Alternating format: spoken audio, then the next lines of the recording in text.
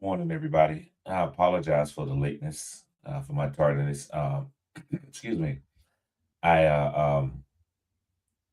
I was had a problem trying to start this thing, get it on live, so I apologize for all of that. But good morning. It's Saturday morning, May 9th. Leonard is not here. Well, let's say this: Leonard may be here. He's working on a job. He's gonna try to log in and join the discussion.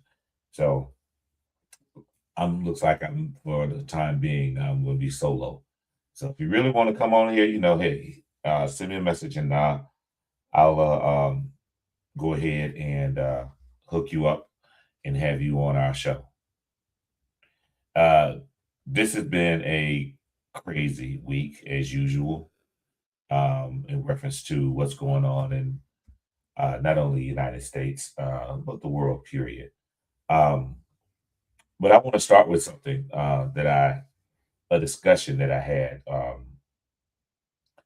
the other day. Well, I shouldn't say discussion. It was a back and forth between an individual who I don't know actually. I made a comment about. Well, let me go back. I'm sure most of you have seen the comments made by was it Killer Mike, and I can't remember his real name, but anyway, I'm sure you've seen that, and it was interesting to say the least how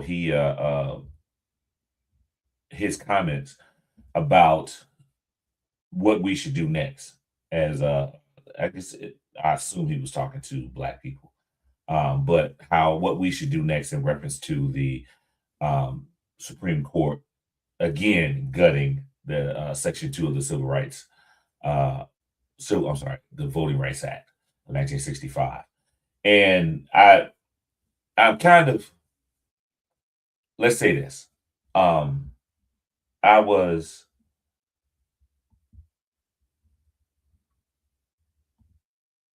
it was how can I put this?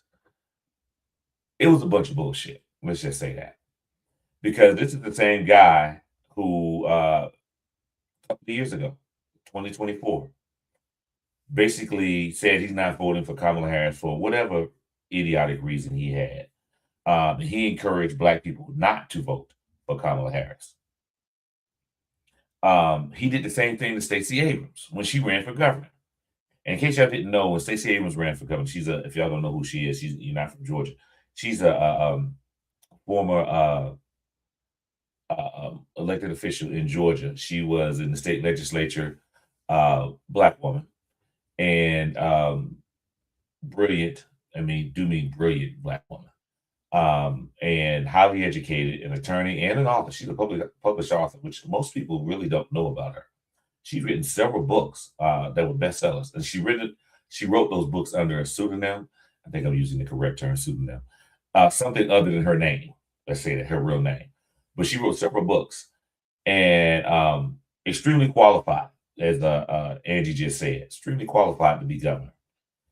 She did a massive voter get out campaign, voter registration and get out the vote campaign when she ran for governor the first time, which was probably about 2014, somewhere around there. I can't remember when. Um, it was when Kemp ran the first time. I think it was. I think it was against Kemp. But anyway, extremely qualified for the position. And Killer Mike basically tried to kill her campaign. He was on social media talking about how he wouldn't support her and this and that. And I can't remember the reasons why, but they weren't legitimate. It was a bunch of bullshit. A bunch of bullshit. He did the same thing to Kamala Harris when she ran for president. This whole what have Democrats done for black people thing. And and whenever I see something like that, it just irks me to my soul. And how people like him will always talk about what have Democrats done for black people, but they never ever asked the question, what have Republicans done for people, black people? Since Reconstruction, what have they done for black people?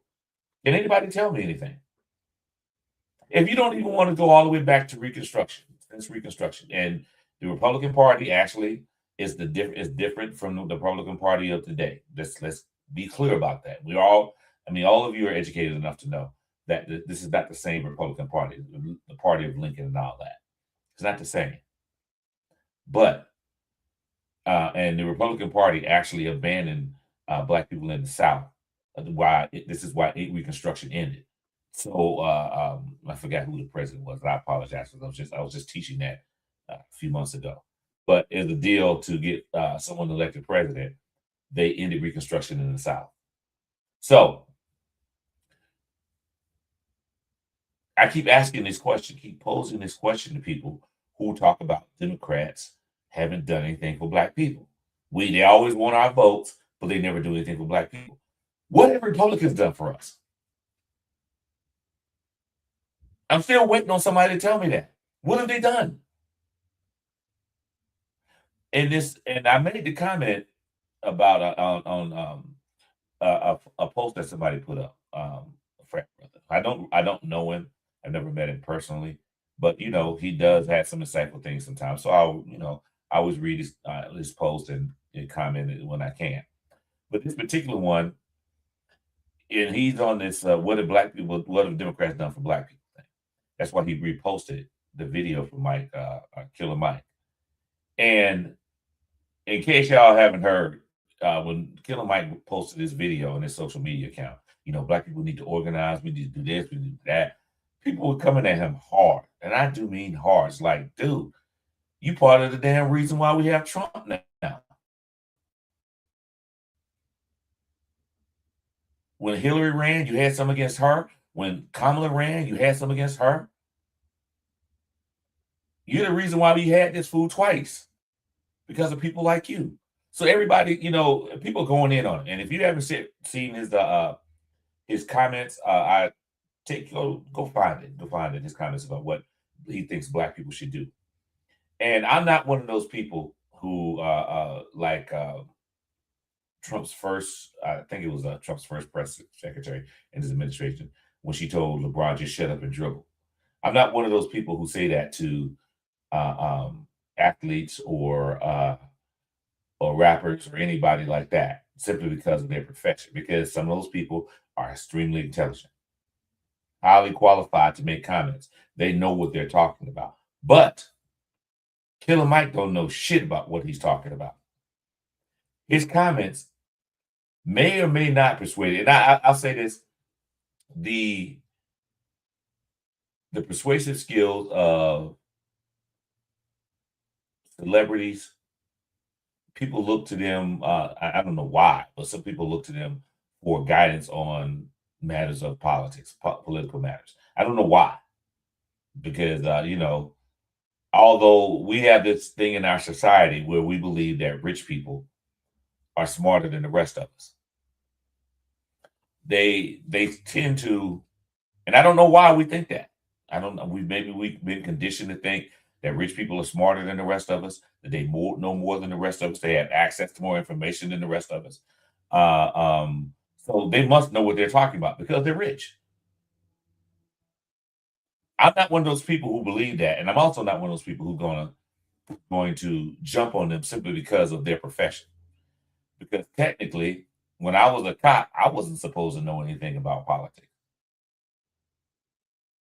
I was only, I didn't know what was going on. All I knew, supposedly as a cop, I'm only supposed to know what somebody tells me. I'm only supposed to do what somebody tells me to do.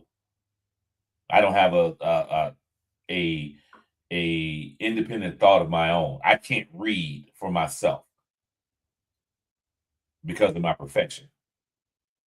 Even now, as a teacher, even though I teach this stuff, I teach U.S. history. I taught government for years. People think because I'm a teacher, I'm not supposed to know this stuff, which is stupid as hell. If anybody's supposed to know some of this stuff, it's somebody who teaches this stuff. But I digress. Let me go back. So I'm not one of those people who will say simply because he's a rapper, he don't know what the hell he's talking about. That's not I don't come from that point of view. But I do come from the point of view of, if you don't know what the fuck you're talking about, shut the fuck up. That's the point of view I come from. And Killer Mike and his comments, I don't know, like I said, I don't know how many people follow him, how many people listen to him, but it should have been made to begin with. When you have two choices, and two legitimate choices. We had multiple choices. We had Cornel West and Jill Stein. Why the two of them continue to run for president, I have no earthly idea why. They have no snowball's chance in hell of ever becoming president. And it's not to knock independent candidates. It's more to say you are a spoiler at this point. You're not coming with any fresh ideas. You're not contributing anything to the dialogue. You say the same thing every 4 years, come out every 4 years, run for president, and add nothing to it. Just take thousands of votes from the Democratic candidate. You never take any votes from the Republicans because they're set. They are set. You know, some people say, Democrats need to fall in love with a candidate, and Republicans just fall in line. So for these independent candidates to come out and run every 4 years just to say that they ran for president, maybe it's a grift, maybe they're just trying to get funds, get money or something like that. I have no idea why they do, but they do. They've messed up. So for Killer Mike to think that Jill Stein is more qualified to be president than Kamala Harris says a lot about who he is and his knowledge base. He just wants to be, I think the word is contrarian, he just wants to be oppositional. As students say, he just wants to be an op. That's it. Because he came with, as Angie said, no substance. These people who come up, what have the Democrats done for me lately? What have they done for Black people? And I always, let me get back to the discussion I had with this guy. We'll just back and forth I had with the guy. He was on the what have Democrats done for me? And I said, well, every time a Democrat comes up with something, a policy, when the Democrats in the White House, they come up with a policy, they set the economy right, and a Republican comes right behind them, and people want to go because they don't like. They forget what it was like when the Republican was in office. They think the good times are still going to roll. Look it up. Ever since Reagan, whenever a Republican's in office, the first 2 years, and a Democrat follows them, the first 2 years, the Democrats trying to fix the bullshit that the Republicans messed up with the economy, with the country. Every first 2 years, that's what they're doing. Just trying to get the country to recover from the bullshit that happened under the Republican administration ever since Reagan was in office. Well, Reagan was followed by Bush, but Clinton, that's what he did first 2 years. And then they get there, when they finally get the economy straight, they start working on their agenda. Takes them 2 years to get all that. Then by the end of their first term, or their last term, they've got the economy going straight and everything's okay. And people forget what it was like when that Republican was in office. So that's one thing at one point I made with the guy. Democrats are always trying to clean up Republicans' mess. That's what they do. Clean up the mess that Republicans have done. It takes them at least 2 years to do it. And then when they finally get stuff together, people forget what it was like when the Republican was in office. So when Trump was in office, Trump got in the first time, fucked everything up. Thousands of people died because of his all you need to do is drink some bleach bullshit, the way he handled the pandemic, first calling it a hoax, then this and then that. We shouldn't be don't take the vaccine when his administration is the one that financed the vaccine, and when his punk ass took the vaccine, but he's telling the rest of y'all don't take the vaccine, don't wear masks, all this shit, all this bullshit that he did that cost thousands of lives. We're not talking about worldwide. We're talking about just in the United States. During this pandemic, we had over 1 million people die in this country. A lot of them look like me. Black people. because they didn't want to wear masks. So Donald Trump said, don't wear a mask. Don't wear a mask. Don't wear that damn mask. It's bad for you. You're being Nazis by making us wear masks. Ain't that a bitch? He's promoting Nazism, but calling everybody calling Governor Whitman, who wanted to do wanted mandated masks be worn in public places, call her a Nazi. Had people in Michigan trying to kill her, actively trying to kill her. But nobody called him out on that bullshit. Yeah, and Marion, I'm serious. It was over 1 million people who died because of his bullshit. Forget the initial thing, because the initial thing, a lot of people died and they didn't know. Nobody knew. We're talking about after everybody knew how deadly this was, and they shut the government down, shut the country down, and all this. This fool was talking this nonsense about no mask. Talking about millions of people died. Over 1 million people died in our country, just in our country. We're not talking about the world. Just in our country, we had more deaths in this country, in the United States, than everybody else in the world. We had more deaths, and that fool was the cause of it. Then, people were talking about, oh, well, he gave me that stimmy. He gave me that stimmy. He gave me some money. Oh, that was Congress. That wasn't him. That was Congress. Congress authorized the money. It was a Democratic Congress. They authorized the money that you got. His bitch ass just put his name on it. And you fools believed it. But Killer Mike, let's get back to him and all of this stuff. So these were the comments he was making, that we need to strategize, we need to do this and do that. And my comment was, why? Why would she be listening to you? Too many people listen to you now, and look what we got. So this one guy on this who reacted to my comment with what have Democrats done for us? Like, what have Democrats done for Black people? So I pointed out, hey, whenever there's a Republican administration, a Democrat has to come in and fix all that stuff. They'll come in and fix it. Anything that a Democrat comes up with, Republicans try to either get rid of it altogether or defund it, so it's not effective. They've been trying for years to get rid of the Affordable Care Act, even labeling it Obamacare, so people wouldn't get involved in it, so people wouldn't take it, wouldn't get it. So all of this, that's what Democrats did. I mean, that's what I pointed out to him initially. Then he's gonna come up, well, they came up, the Affordable Care Act didn't work. Our premiums are high, or healthcare prices didn't go down. But we got, my counter was, hey, the Affordable Care Act didn't go as far as Obama wanted, but it's a whole lot better than what we had before. Denying people preconditions, allowing our children to stay on our thing to their 26, on our insurance to their 26.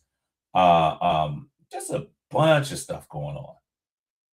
Just a bunch of stuff that they did with the Affordable Care Act that they did. But I debunked that one. Then he wanted to bring up something about the 1994 crime bill.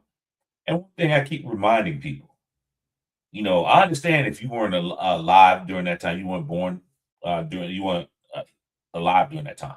It's before you were born.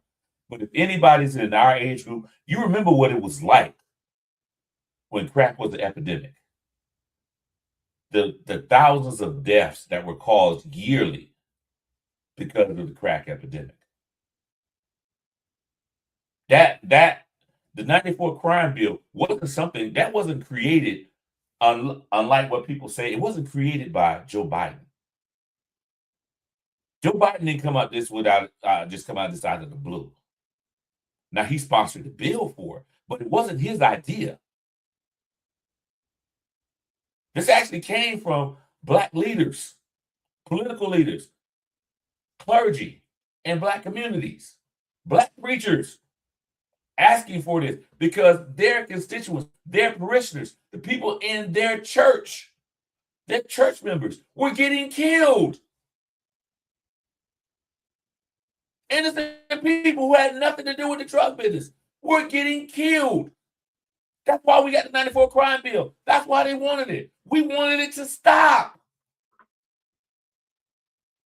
The 94 crime bill wasn't about locking up black people. It was about saving black lives. Period. That's what it was about.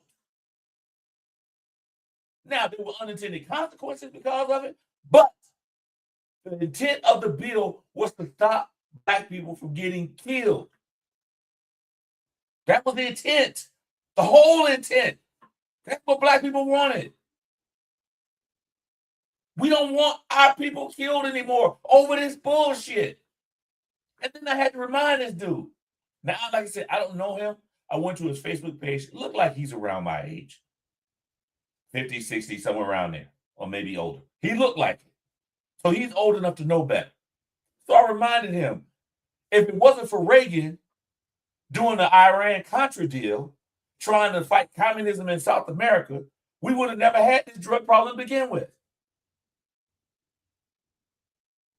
Because our government allowed these rebels in Nicaragua and other countries to finance their, well, initially it started off to finance their war against the communist governments, the governments in South America. They allowed them to send drugs into our country. That whole thing with cocaine coming in, that's where it started from. They were using CIA boats, CIA planes, all this stuff. So this whole thing about cocaine, the drug problem that we had in the country, started with Reagan and his administration to finance their fight against communism. So if I had to remind this dude that don't sit here and talk about the 94 crime bill and not talk about the context of when it came about. If it wasn't for Reagan, once again, a Republican, if he had not done that, allowed that shit to happen, we wouldn't have had a crack problem. It would not have been a problem. Cocaine was an expensive thing. It was not, the market was not flooded with, the drug market was not flooded with cocaine. So cocaine was expensive. It was rare to get and it was expensive. Then they figured out a way to make crack, which is made from cocaine. They found a way to do it. So that made it readily available. That made it cheaper. You get higher, quicker, cheaper. But this shit all started with a Republican, Ronald Reagan. All that shit started with him trying to fight communism. So I have an issue with people talking about what the 94 crime bill did. I have a serious issue with that shit. Because you motherfuckers don't even remember the shit that started all of this. You want to blame the Democrats, want to blame Bill Clinton, the Democrats, for some shit that they didn't even start, that they tried to end to save our community. Then he talked about what was the other thing? The welfare bill, welfare reform that Bill Clinton signed. And I looked it up because I didn't remember. I thought there was a part of it that was, I know it was welfare to work. I know that part. I remember that. But I also thought that there was something, a provision there that they would provide educational resources for people who were on welfare to help them get out of it. That's what I thought they were doing that. I thought that was a part of it, but I didn't see it when I read it before I responded. So I was like, okay, I'll give you that one. But my issue was, why is that? We're talking about black people now. This is from a black point of view. Why whenever somebody talks about welfare, it always got to be about black people? Why? Black people are not the largest welfare recipient. Our racial demographic is not the largest recipients of welfare. It's white women. It is by far. Nobody else is close. It's white women. So although this affected some people in our community, it didn't affect as many as it did in the white community. But because it's welfare, it's framed as a black issue. Welfare is not a black issue. It's an American issue, not a black issue, because we're not the largest recipients of it. Not even close. Nowhere near the largest recipients of welfare, or whatever they call it now. But like I said, I thought there was a provision in there that said that states had to provide job skills training, or job training for people on welfare to help them get off of it. I thought that was a part of it. Maybe that came later, because I do remember something like that. Maybe it came later. I'm not sure. But I gave him that. But, and there was one other point he made, and I can't remember what the point was, but I debunked that one too. But my thing is, why don't we hold Republicans accountable for the same standard? Why we don't hold them to the same standards? Why nobody ever asked, what has the Republican Party done for black people? Nobody ever asked that. They always ask that of Democrats. They come and ask for our votes. We give them their votes, and we don't get nothing from it. We don't get shit from Republicans either. Actually, let me go back. We do get shit from Republicans, because they shit on us all the time. They shit on us all the goddamn time. That's all we get from them is shit. Old shit, new shit, bullshit, real shit, no shit. They shit on us all the damn time. But nobody ever, these so-called black, I don't even know what you want to call them. I have no progressives or whatever they want, whatever, that whole two wings of the same bird bullshit people. They never say anything about Republicans. They never ever call out Republicans. And when you point out to, well, we give Democrats all our votes, because at least they're trying. And yes, same shit, Angie. At least Democrats are trying to do something. They may have to do deals to get something done, but at least we're getting something. Something. Now, I agree we need to hold Democrats accountable. I do agree with that. We need to hold all elected officials accountable. Every single one of them. We need to hold them accountable. Because when we don't, we get what we get. But don't act like we're the only ones. I mean, don't act like Democrats are the only ones that's not giving us anything, or not giving us everything we want. Excuse me. Republicans are doing the same thing. That works, actually, because they're taking away stuff. They're literally taking away things that we want, or things that we've already had. For instance, the Voting Rights Act. I really and truly, and you want to know, and we've been saying this for years, this whole thing, if voting wasn't so important, why do they keep trying to take it away from us? Like this whole thing about gerrymandering. Now, you have this is and it goes all back around once again. Republicans were the ones who pushed for the ending of the Voting Rights Act, or at least Section 2 of it. And Section 2, in case you didn't know, it's the same thing. They keep gutting it. They keep coming back to Section 2. Section 2 is a part of the Voting Rights Act that says Southern states, former Confederate states, and it specifically talked about those states because those were the ones that were denying black people the right to vote. So in order for them to do certain things, they had to get pre-clearance from the Justice Department. So if they just wanted to change a polling place from my house to the house across the street, they had to get a pre-clearance from the Justice Department. That's what that's about.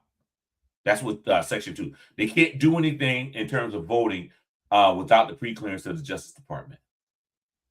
So if you go back to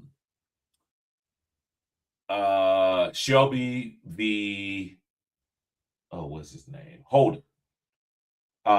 Shelby v. Holden. And I always thought Shelby County, the Shelby they were talking about, Shelby County, was the one in Memphis, was in Tennessee, Memphis, Tennessee. That's what Shelby County is. I found out a couple of years ago, a year or so ago, it's actually the one in, I think it's in North Carolina. I didn't realize that there was a Shelby County. Who, you know, I keep forgetting that Americans don't have an original thought when it comes to naming stuff. But Shelby, the Shelby they were talking about was in North Carolina, if I'm not mistaken, Shelby, North Carolina. So, them gutting that Shelby v. Holder, they said that you don't have to have, the South doesn't have to have pre-clearance to do anything if they want to change the polling or what they want to do anything with voting. They don't have to have pre-clearance. The very next day, they start coming up, or anything with voting, period. Very next day after that, the Supreme Court ruled in favor of that, they turned around, southern states started adding requirements that you could have voter ID requirements or ID requirements, which is crazy because who the hell do you know? And they always try to frame it as black people, which is quite funny. Voter fraud is always in black communities, urban areas that are predominantly black. They always do that. Fulton County, Detroit, Wayne County, Philadelphia, what else? Major black cities around the country. They always question our voting. Oh, that's in Alabama. Okay. All right. I'm sorry. Thank you for correcting me, Marion. Yeah, Alabama, Shelby County, Alabama. Anyway, so it's they always question our votes. It's always our votes. They never question anybody else, but they always come to urban centers and think that black people are doing voter fraud, which is quite funny because as a community, our voting rate is extremely low to me. I think it's about 60% of the 60% of the people who vote in our community. Yeah, about 60%, something like that. That's the rate of people that vote in our community. To me, that's extremely low. So where's the fraud? They never find any fraud. But that was the thing. That's their thing. So they came with voter ID laws. You got to have an ID card to vote. People, older people, I know my grandmother voted. My grandmother never had to have an ID. I don't even know my grandmother ever had an ID. She probably did. I know she never had a driver's license. But I don't even know if she ever had an ID because I never saw it. Not that I was looking for it, but I never saw it. But my grandmother voted because she would go to the polling place near her, and the people in the neighborhood knew her. Hey, Miss Lively, how you doing? They knew her.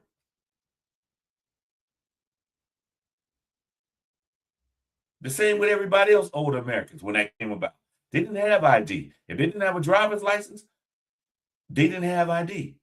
They went to the bank. They used ID because the people in the bank knew them. Somebody would know them. Oh, that's Miss Lively right there. How you doing, Miss Lively? Good to see you. That's how it worked in our community. But we did what we always do. We adapted and we overcame. So voting went up again. Now, this latest one, taking away gerrymandering, saying you can't gerrymander in terms of race, but Republican administrations do that. Republican legislators do it all the time. They do it every single time. They will draw a map. And if y'all don't know what gerrymandering is, it's basically designing a map for congressional seats. So they have, in certain places, they have people of different interests. I mean, people, they'll draw a line where majority of a district, congressional district, is predominantly white and predominantly Republican. They'll do that to save a Republican seat in Congress, in the House of Representatives. They will do that. They will change it in a heartbeat. It's supposed to be done every 10 years. But of course, because of Donald Trump, Texas did it first, then California did it in response to Texas. Then Virginia did it. Now you have what's crazy. The governor of Alabama called a special session for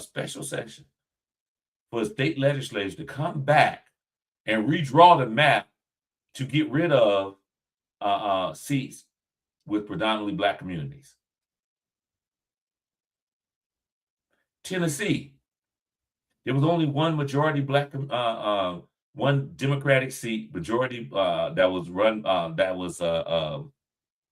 had a Black congressional congressperson there. One. That was in Memphis. Tennessee came back, and the next day, or the 2 days after, they Supreme Court ruling knocking down that part of the Civil Rights and the Voting Rights Act. They came back and just redrew the map so that Memphis will not have any type of representation. No Democratic representation. They split it into 3 different congressional districts, which diluted the power of the Black people who live in, or the people who live in Memphis. Diluted their power. Now, I'm not saying that they, just because it's a Black community, they're going to vote for somebody Black, but at least go vote for somebody that has their interests at heart. So if you split it up into 3 different ones, it dilutes the power of those people. They will not get somebody that they want unless, I'm going to say it again, unless we get out and vote. Stacey, Kemp didn't call for one. Louisiana called it. That actually, Louisiana is the one that brought this lawsuit to begin with. That changed it up. And let me go back.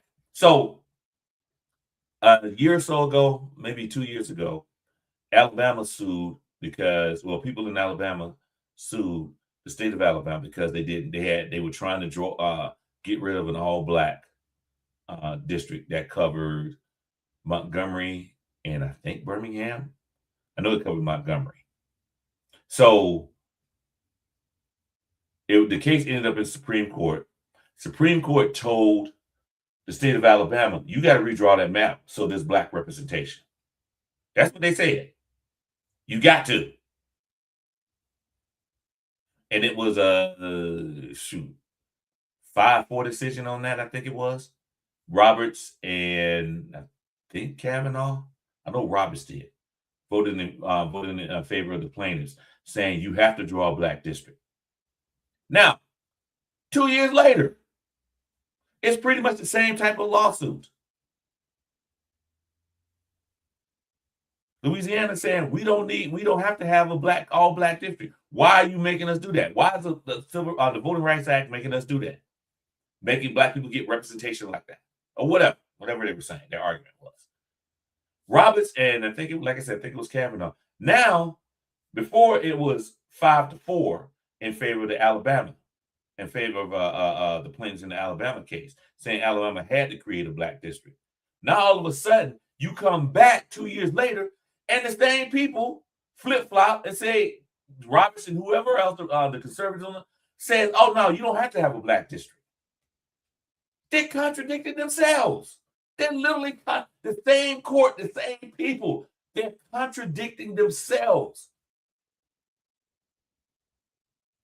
They literally ruled 2 years ago that Alabama had to do this, and then turn around this year and say, no, you don't have to do that.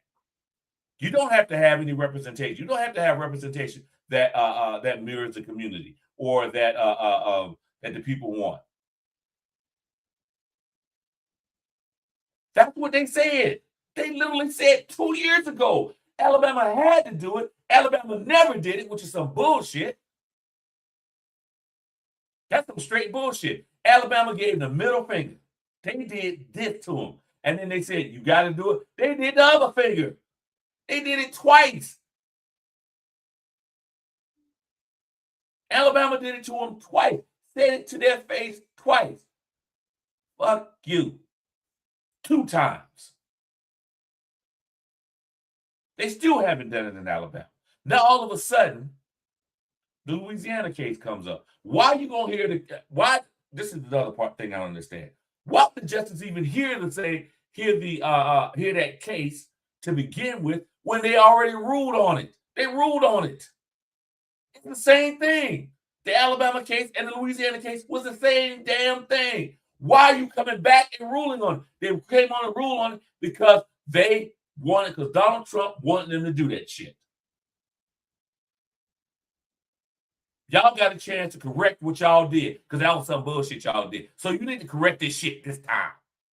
That case should not even come to the Supreme Court because it's the exact same shit. Same argument, same bullshit. But he came. They allowed him to argue.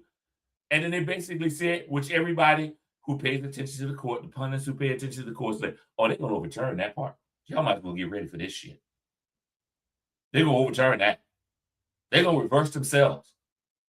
Never have I ever heard a court reverse itself. The same justices. They reverse themselves. The same court. Same issue. They reversed themselves. Oh, we got it wrong last time.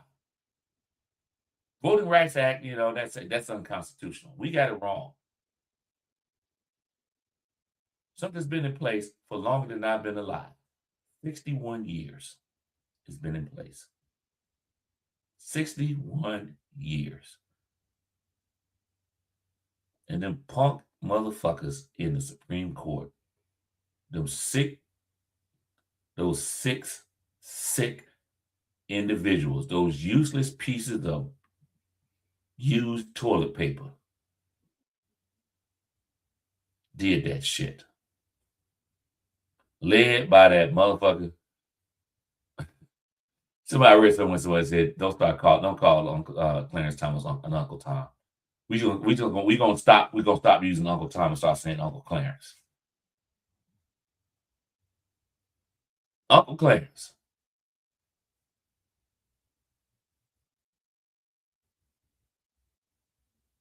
He was the lead one, as usual, rolling back our rights. Now, I said I'm not going to be dealing with, and Stacey said something yes, posted something yes, and I'm sorry, Stacey, I can't remember the gist of it. I mean, I can't remember what it was, but the gist of it is like this. What are we going to do next? And I said, we're going to adapt, pivot, and overcome. That's what we always do. Adapt to this bullshit, pivot around this bullshit, and overcome this bullshit. That's what we're going to do.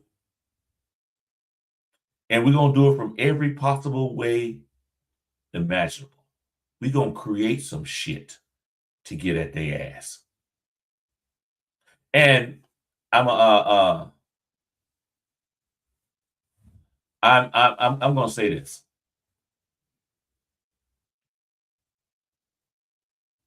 It's going to take all hands on deck. It's going to take people from different walks of life, different points of view, and different skill sets to get this done. I've been saying this for years, and Leonard has said it too. He's agreed with me. One thing I don't have a problem with is a Black Republican, a Latino Republican, or a white Republican, if they want to make sure that Black people, that everybody gets what they're supposed to have. But let's stick with Black people. I don't have a problem with Black Republicans if they try to, if they're trying to help our people.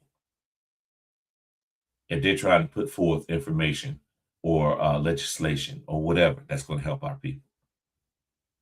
You can be a Black Republican and still be a part of the movement because it takes everybody. We need all points of view. At this point, there are no bad ideas. There's no There's no as long as what you're advocating for as a Black Republican isn't detrimental to my community, if it's gonna help, come on and join the cookout. Join the party. I'm not meaning political party. I mean join the party that we're having. Because we're going to do this. We're going to have to. And the first thing we need to do is the thing that proves the most difficult in our community. Get our people out to vote. That's the first thing we need to do. As Leonard said, the midterms are coming. And yeah, Leonard, that's why they did it. I mean, not Leonard, that's why they did it. That's literally why they did it. They saw what was coming. They literally saw what was coming. But this is the thing. And the fact that they're trying to redraw these maps, I think in Alabama, they had already started voting. They literally started voting already. And they called the governor of Alabama suspended voting so they can redraw the maps. Now that right there should be illegal. That should be unconstitutional. So you're going to tell me that you're going to stop voting to redraw a map in the middle of voting? Voting had already started. And in that case, I assume, I'm hoping that somebody in Alabama sued. They sued. Or they filed a lawsuit. You can't do that. Voting already started. You can't do this shit. You can't suspend no election just because you want to redraw a map. You have to wait for this shit. Can't do it this year. Maybe next year. And that's an easy argument to make. Now, whether or not the case is going to probably end up in the Supreme Court again, because them little bitch-ass motherfuckers up there want to take every damn case. But by the time it gets to the Supreme Court, if you have a federal judge in the district in Alabama say, federal judge say, no, you can't do this. Voting already started. You can't do this. Then it goes to the appeals court. No, you can't do this. By the time it gets to the Supreme Court, it's going to be next year.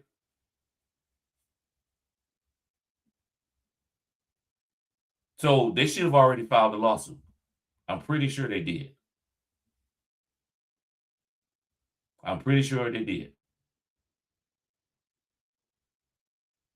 But we're going to have to adapt, pivot, and overcome. That's the strategy. Adapt, pivot, and overcome. That's the strategy. I don't care what, that's repeated over and over again. Adapt, pivot, and overcome. That's all we got to do. Now, what does that look like? That's the detail. I'll give you this. I'm going to give you one thing that let's start off with. I know in Georgia, and I'm pretty sure in the majority of the South, the state legislators are part-time. It's a part-time gig. It's not a full-time gig.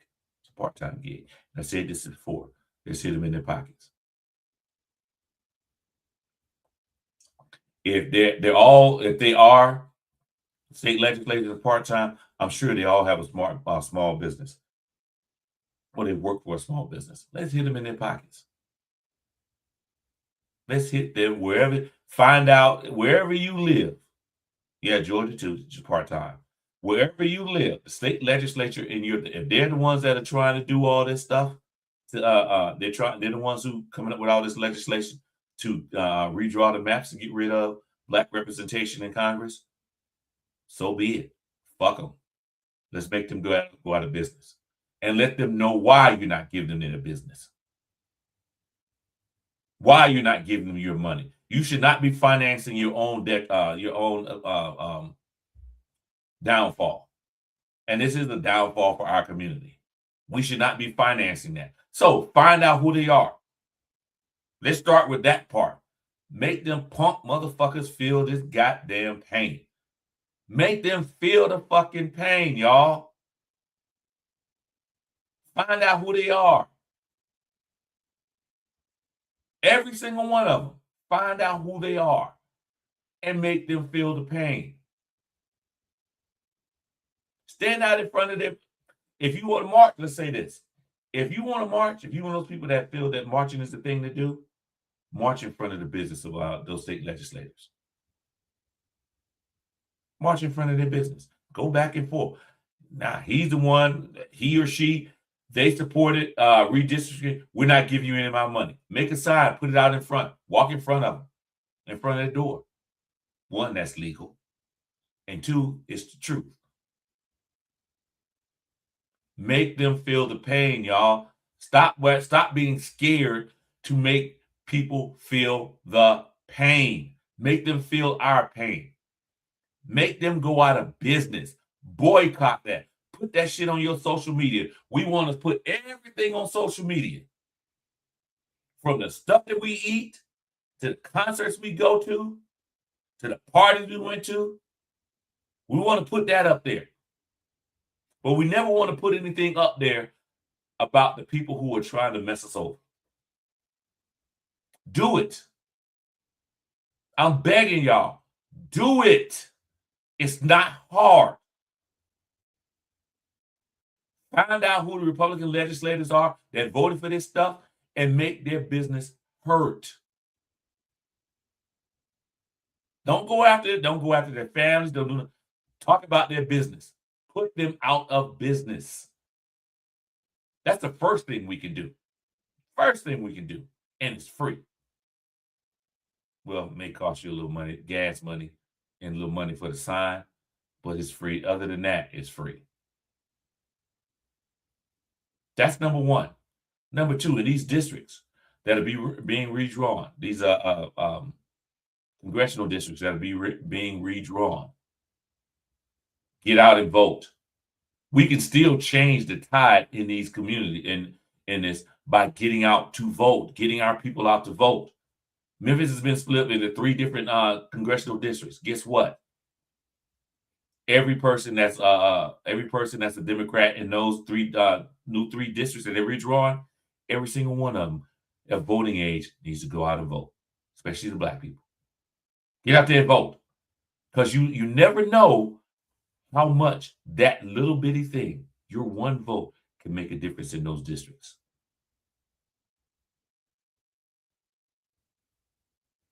Those are 2 solutions right there to what they're doing in terms of the math, in terms of gerrymandering. Those are 2 solutions. Just because they diluted our voting strength doesn't mean we don't still have strength, and we don't still have power. We still have power. We still have power. We just have to be strategic in when we use it, when and where we use it. But we still have power, y'all. Don't ever think we don't have no power. Don't ever think these racist motherfuckers done took our power from us. No. What this should have done is strengthen our resolve.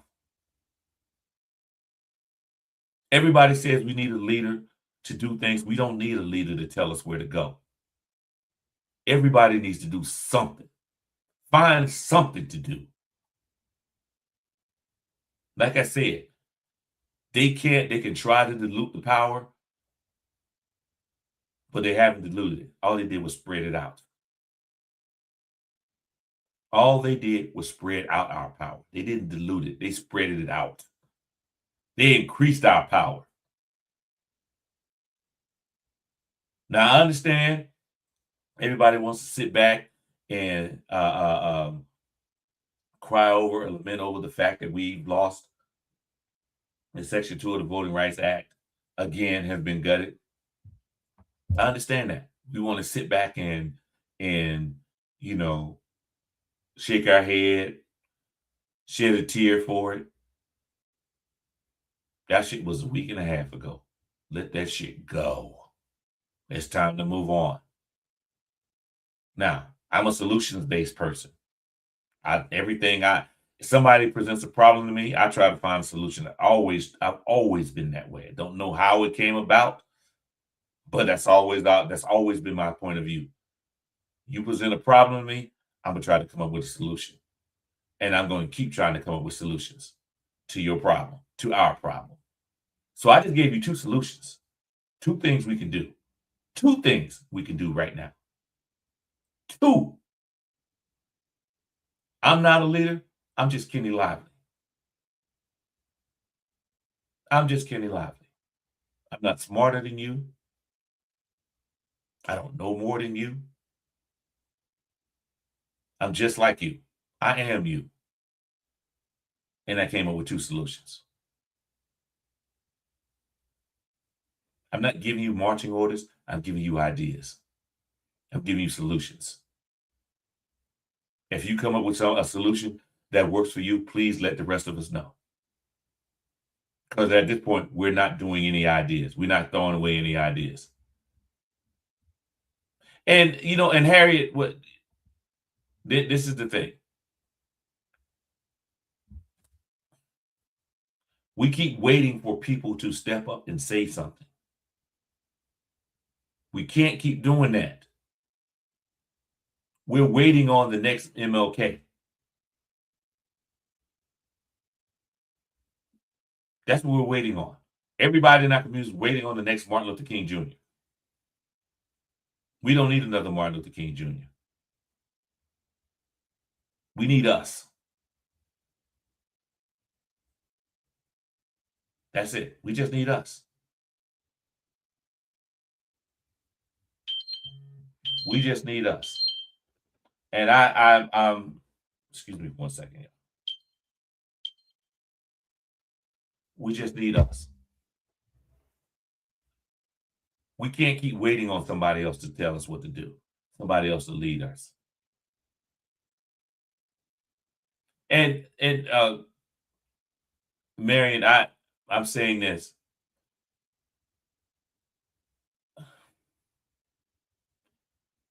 I agree with what you're saying, and to the point of, oh no, I'm sorry, Angie. Marion, I agree with you. We need to feel. Everybody needs to feel it. Angie, I'm not a leader. I'm not a leader. I'm Kenny Lively. The only thing I lead is my household. I'm the only one in the household, so that's the only thing I lead. I'm leader by default. I'll put in the work. I'll do whatever it takes. I'm at the by any means necessary point at this point. That's where I'm at, by any means necessary. So any ideas that you come up with, share them. Just share them. Let the world know. We need to bombard these fools from every angle. It needs to be a Muhammad Ali fight where we hit them with so many punches, they don't even know where they're coming from. We need to sue. We need to boycott. We need to march. If that's what you're into, march, boycott, sue, get people out to vote, drive people to the polls, talk to your circle of friends, your circle of influence, all of this stuff. Just do any and everything you can think of. That's what we need to do. We don't need to sit back and wait for somebody to tell us what to do. Do something. And Angie, yeah, I agree with that. Yeah, as a teacher, yeah. Well, that's my profession. I'm talking about in my personal, in this part right here. We need to do something. And we need to get other people to do something. All my friends that are in the D9, do something. Eastern Stars, Masons, do something. Church members, pastors, lay people in the church, do something. Teachers, principals, administrators, secretaries, bus drivers, Uber drivers, do something.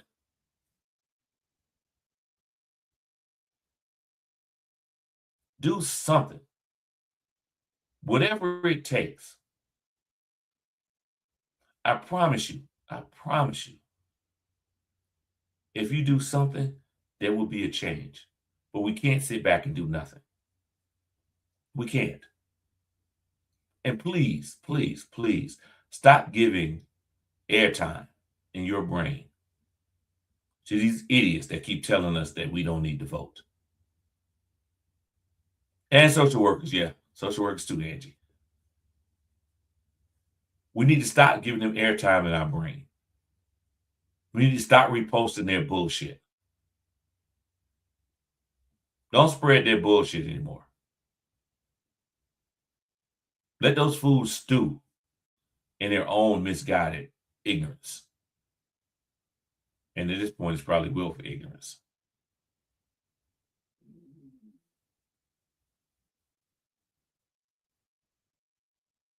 That's what we need to do. We don't need a leader. You're the leader. We all the leaders. You can lead from the front, you can lead from the back, you can lead from the side, but lead to come up with something.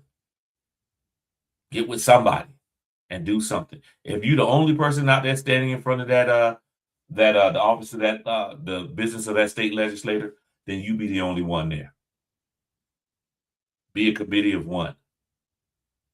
Be a march of one. Be a boycott of one. Just let people know. Just let them know.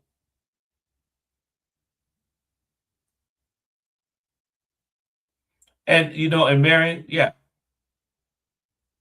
1,000 is not enough. I'm be real honest. 1,000 is not enough. We need thousands, millions, millions of people in our community to do something. And I'm specifically talking to Black people. Because Linda like to say, we move some when we do something, we move the needle. We move the needle when we do something. So let's do something. Let's move the needle. And then when they come with more bullshit, we'll adapt, pivot, and overcome that shit too. That's what we need to do. Adapt, pivot, overcome. Adapt, pivot, overcome. Make that your mantra. Every morning when you get up, I'm going to adapt, pivot, and overcome. There's only one thing in this world we can't overcome. We can't adapt to it, we can't pivot from it, and we can't overcome it. That's death. So while you still have breath in your body, adapt, pivot, overcome. The pity party is over. It is, y'all. It's over. We've done. We've cried about it. We've talked about it. We've done everything we could about it, except adapt, pivot, and overcome. So that's what we need to do. Let's go ahead and do it. There was one more thing I wanted to talk about, and it just popped in my head a few minutes ago and popped right back out because I came up with a new thought. That's what happens when you do this by yourself. I don't have time.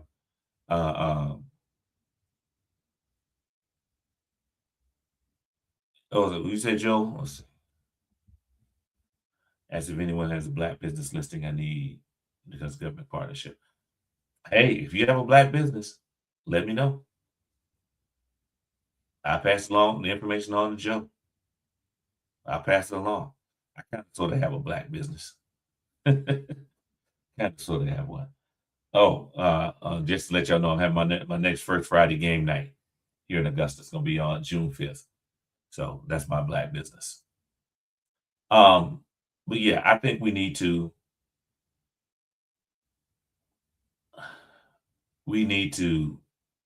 just do something.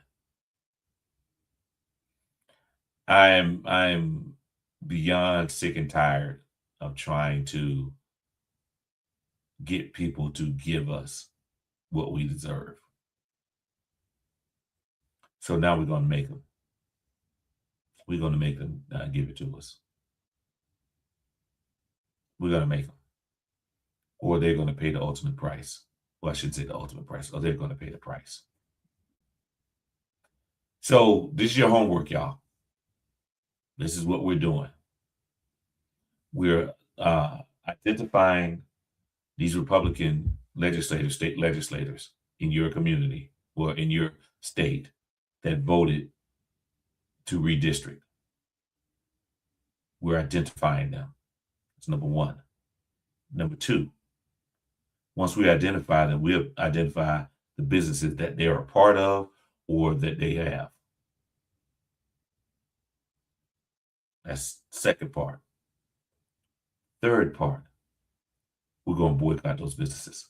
We're going to put the information out to each other, and we're going to spread it far and wide. Far and wide. Put the information out there. Just put it out there and keep putting it out there in every community in our state. And number four, we're going to organize boycotts around those businesses. That's what we're going to do. Those are the four things we're going to do. So your homework, and the teacher, Angie, I'm a teacher, so I'm giving homework. Your homework is to identify those people and start organize a boycott around them. That's your homework. If we can next week, when we do this, bring them on here. Let us know the information in your community, in your state. Let us know. Just that simple. Let's put these people out of business. I've said it before. Now it's crucial that we do it for real. There's no going back. No waiting for somebody else to do something. This is what we're going to do. This is what you're going to do. This is what I'm going to do. If you live in those states, identify those people and let's make them pay financially. If all hearts and minds are clear, I love saying that. We're gonna end this show for the day, y'all. It's been a pleasure not being interrupted by Leonard today. I kind of like this not being interrupted by him. If I remember what it was, that was the other thing that I was going to talk about. I know what it was. This is the other thing I was going to talk about. South Carolina State. This is it. So last week we talked about the students who organized a sit-in at the president's office and administration building because of the speaker, the lady, lieutenant governor, being named the speaker for the commencement speaker. So we talked about how they rescinded that invitation. Good for them. We also talked about, we didn't talk about the person who came up with the idea, who was the board chair. And I know why he did it. It's a political move and all that, but it was still the wrong thing to do. Now, I don't know if this came out before or after we aired last week, but some legislators in South Carolina said that they wanted to defund South Carolina State because the students didn't want that woman as a speaker. Find out who they are and make them pay. Find out who they are. Get those people, find out their businesses, and boycott their businesses. Make sure they go out of business. And this is the other thing, too. And I've said this before, and I'm going to say it again. State HBCUs that are state colleges and universities have been underfunded by millions of dollars, hundreds of millions of dollars over the years. It's time for these universities, I take that back.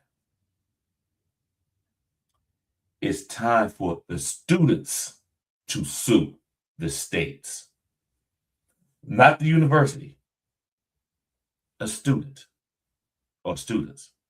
The reason why I say that is this. A university can say that they're being harmed because they're not receiving adequate funding. When a student does it, it adds more power to it because it says the student is being impacted by this.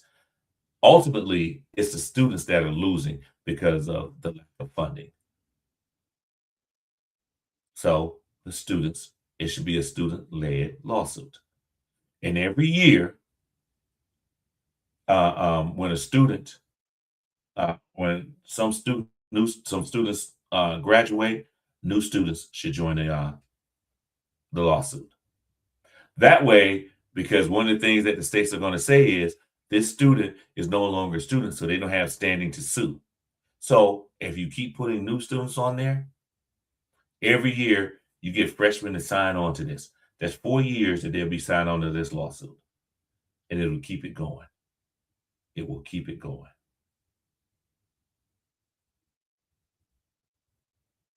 And they're going to win the lawsuits. They're going to win.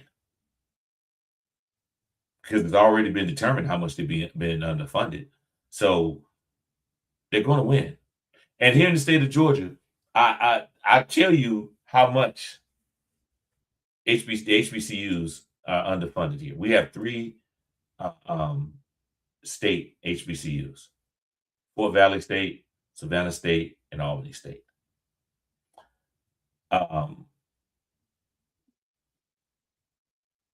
Those 3 universities don't have the same budget or haven't received the same funding that Kennesaw State has received. The 3 of them combined haven't received the amount of funding that one school, Kennesaw State, has received over the years. Kennesaw State, I never even heard of Kennesaw State. And Angie, I think you work for them now. I had never even heard of Kennesaw State until I moved back to Georgia. Now, Kennesaw State is one of the largest universities in the state. Georgia State. When I was in school, when I lived in Atlanta when I moved to Atlanta in 1986, Georgia State was pretty much a commuter college. They didn't even have dorms. Very small, never even heard of it till I got there. I was like, damn, there's a Georgia State University? Didn't know that. Now, Georgia State owns damn near half of the downtown Atlanta. The university owns damn near half of downtown Atlanta. Oh, Kennesaw is the 3rd largest? Okay.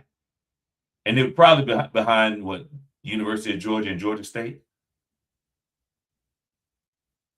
But they received millions upon millions of dollars over the years. Savannah, and both Kennesaw and Georgia State have grown exponentially. They have completely grown. Savannah State, Albany State, and Fort Valley have not grown 1 inch. They haven't grown 1 inch.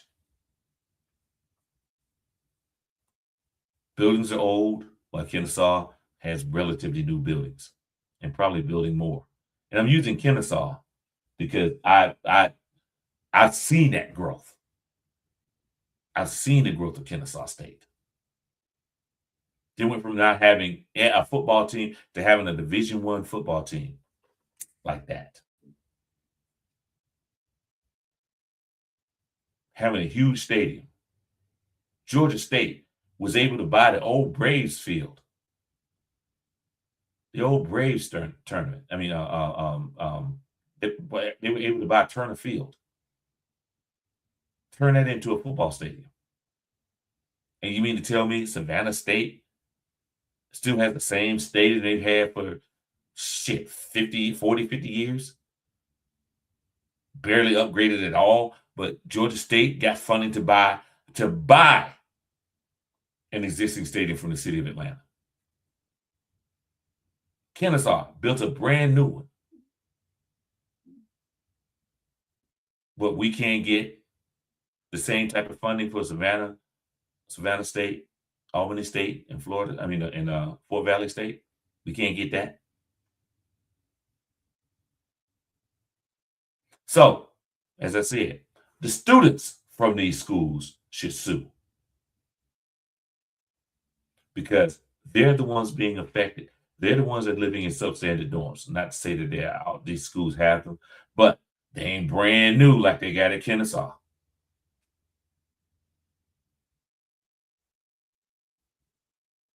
The students should sue.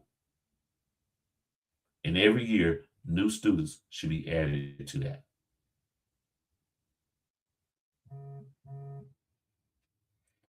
That's my spiel, y'all. So I came up with two solutions about the two solutions that we can all enact and we can all be a part of in terms of the Voting Rights Act and how to adapt, pivot, and overcome. And then I just came up with another solution for y'all, for the students at Savannah State, Albany State, and Fort Valley State. Sue the state of Georgia for underfunding your school. If you have a student that's there, let them know that they should file a lawsuit. If you know somebody that's an attorney in Savannah, Albany, or Savannah, Albany, or Fort Valley, you know an attorney there, talk to that attorney about filing a lawsuit on behalf of the students. Let's do this, y'all. We can't keep waiting. Time is now. It's past time. We overdue. All right, y'all. I got to go and clean up my house because it's Saturday, and that's what you're supposed to do on Saturdays in the Black community, clean up your house. Y'all have a good week. I'll see y'all soon. And Angie, I think I've sent you my number. I think I have. Look in your DMs. I think I sent it to you. But yeah. Y'all have a good week. Be safe. Stay out of trouble as much as possible unless it's good trouble. And we need to make a whole lot of good trouble. But I'll see y'all next weekend. Deuces.